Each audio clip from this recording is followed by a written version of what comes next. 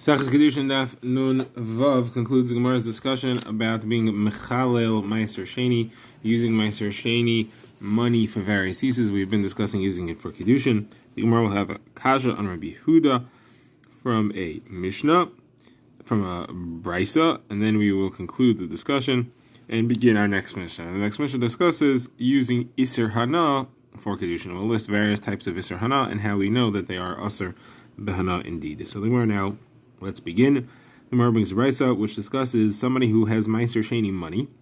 It is, he had Meiser Sheni fruits, he redeemed them, and now the money is Meiser Sheni Kiddusha. He's supposed to take it to Yerushalayim and buy an animal there and be marked as a carbon. You cannot exchange Meiser Sheni money for anything else outside Yerushalayim except for other higher quality coins than the one he has. He went and he bought an animal outside Yerushalayim, and he wanted the Meiser Sheni Kiddusha to go off the money onto this animal here outside Yerushalayim. He's not allowed to do that.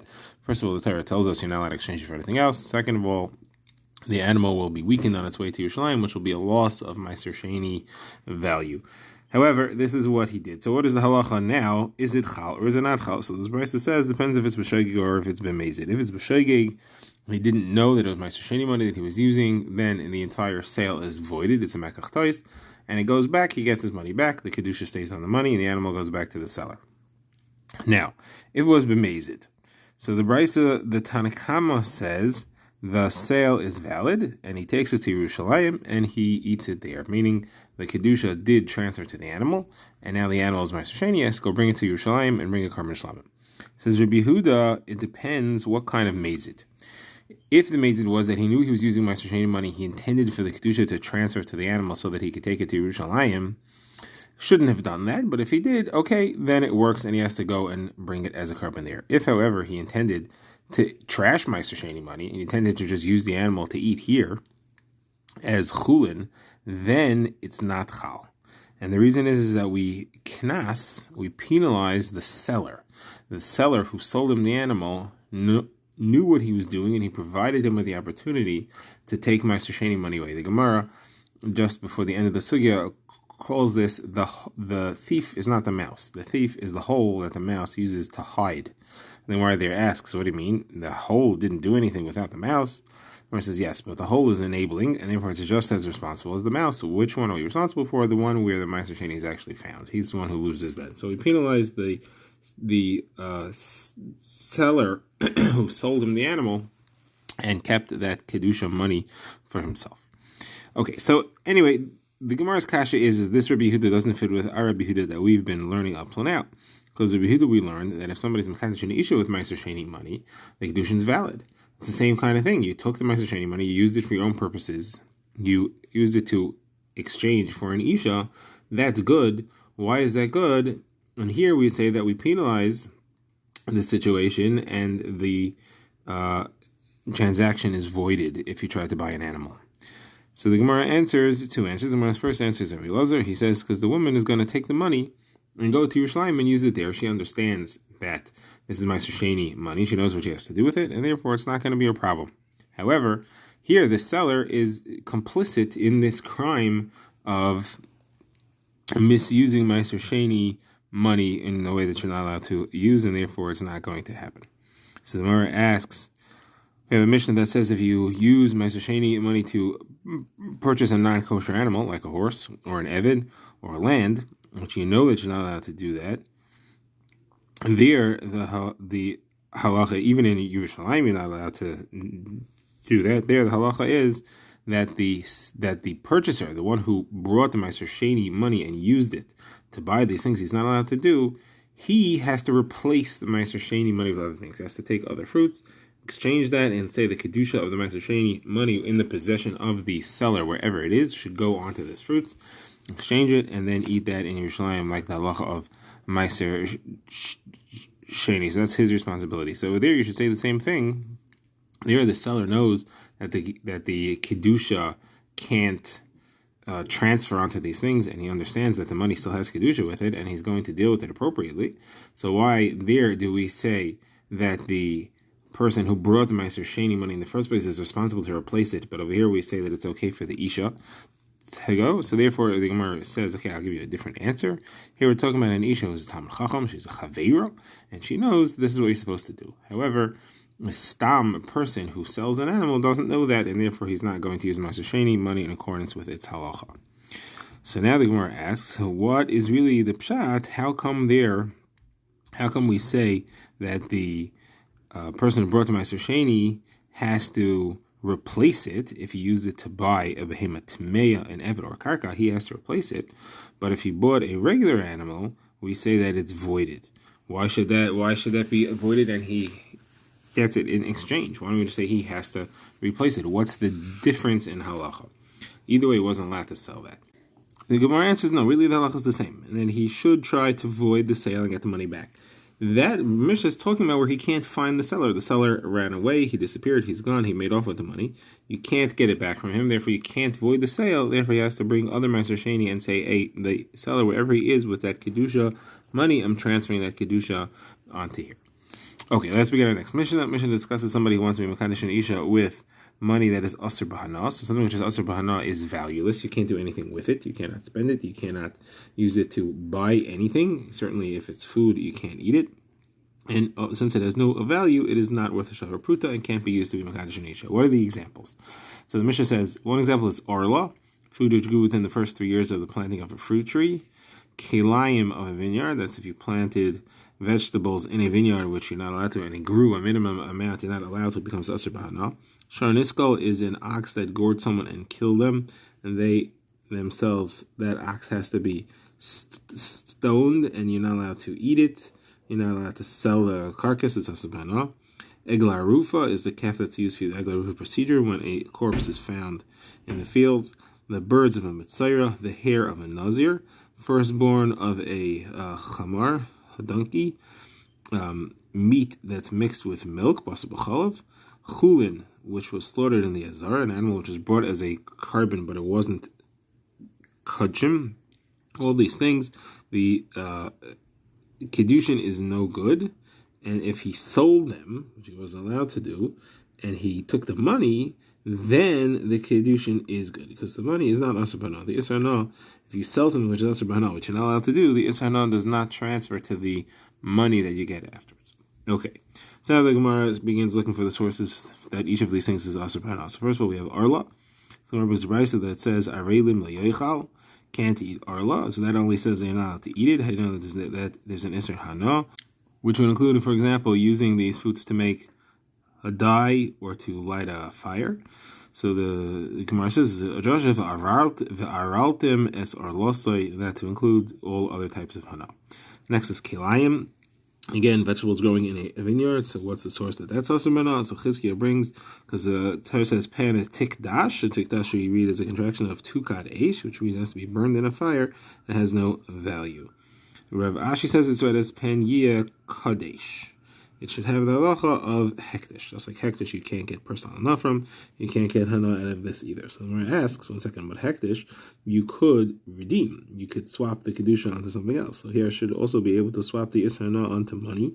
And if I do sell the isra hana, that isra hana should transfer to the money. Why did the Mishnah say otherwise? So therefore, the Gemara rejects this reading and says, preferably like the first one, like Chizkiah said, that tikdash is read as tu kadesh. Okay, next the Gemara discusses the Shar Niskal, an ox that has to be stoned. This is going to be a bit of a longer discussion. So what's the source that's Asr B'Hana? So the Gemara first brings a brisa that says, the Torah says, Sakel Yisakel. It has to be stoned, which means it's going to be an avela. It's going to be an avela, for sure you won't be able to eat it, because it's Asr to eat from the very fact that it didn't have a shchita. It became an avela. It died without shchita. So what does the Torah continue and say, lo yochlas b'sarai, don't eat its flesh? What is that meant to teach me? So the Gemara says that is to teach me that if you didn't listen to the halacha, you didn't give it skila, you went ahead and slaughtered it after it was already ruled, the psak din was given over that it's chayiv skila, you went ahead and slaughtered it, that is asur b'achila. So it's a shor haniskal, which did not get skila. The very nature of being shor haniskal makes it asur b'achila. That's why the Torah says lo yisachal es b'sarai. Now, that is the Isser Achila in that circumstance. And the surprise continues and says, how do you know that there's an Isser Hada? It says, Ubal Hashar Naki, the owner of the ox is clean. Clean meaning that he's cleaned out of any value he has here. Shimon ben Zayim explains, like a person who says to his friend, that so-and-so went clean out of his property. He doesn't have any Hana from it at all.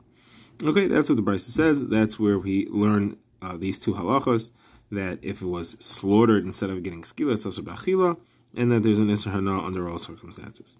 So now the Gemara says, how do you know you should read it that way? Maybe you have a different way of explaining the drushes here. First of all, when it says lo yoichal, maybe lo yoichal is not referring to, when it says not to eat it, it's not referring to a situation where it got shchita instead of skila was supposed to get. Maybe it's just saying that there's an Isser Hana. We have a statement of Rabbi Avahu who says that the word achila could refer to an Isser Hana as well. And where do you see that? So he says, because the Torah says about a regular nevela that you should not eat it, but you're allowed to have Hana. It says specifically, like yercha asher b'sharecha titnei, you're allowed to give it to a ger, and you're allowed to sell it to a ger, which refers to a ger taishav, who is not chayven mitzvahs. So the Torah specifically has to tell you after it says Le'Seichal that you are allowed to have Hana. That means that the Isser Le'Seichal, the phrase Le'Seichal, could mean sometimes in Isser Hana, not just in Isser to eat. Any of the phrases, Le'Yoichal, Le'Seichal, Le'Seichlu, all these things you can learn from there.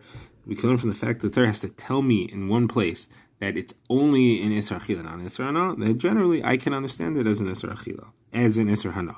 So therefore here, where the Torah says Lo Yoichal, why do I have to say it's referring to a situation where you did Shchit you weren't supposed to give? Say a simple pshat. It's saying that there is an Isser Hana. So the Gemara says, no, this couldn't be, because generally when the Torah says Lo Yoichal, and it means an Isser Hana, I know why it said Lo Yoichal. It said Lo Yoichal to tell me that there's an Isser Achila. Not only that there's an Isser Hana. Here, you don't have to tell me there's an Isser Achila. I already know that. So if all it's trying to tell me is an Isser Hana, it should say Lo Sehene. It should say don't have Hana. You can't use the word Lo Yoichal to mean Isser Hana unless it also means an Isser Achila. But if the Isser Achila is not needed, then there's no excuse for saying Lo Seichal. And therefore here, where the Torah says Lo Seichal, it wouldn't make sense to say that it means an Isser Hana, and I already know the Isser Achila from another place. Therefore, we have to say that Lo Seichal is referring to where it got Shchita instead of Skila. Now, the Gemara gives another reason why I wouldn't say that Lo Yoichal is to teach me Isser Hana, and I must learn that it's referring to where there was a Shchita instead of a Skila, and that's because it says Lo Yoichal es Besari. What's that extra es Besari for? It means to tell me where you turned it into meat. You turned it into marketable meat. You turned it into regular, shechted, slaughtered meat that you could sell in the market. Still, that's where there's an Isser Achila. Lo Yoichal es Besari specifically there. It's not talking about something else. Now, the Gemara now asks again another kasha on this understanding that the word Lo Yoichal, the phrase Lo Yoichal, is to talk about where it got shchita instead of skila. The Gemara asks, maybe it's not what it's talking about. Maybe it's talking about where it got a skila, but the skila didn't make it nevela. How could that be? You had a special sharpened rock, and you threw it in such a way that it did a shchita as you were doing skila.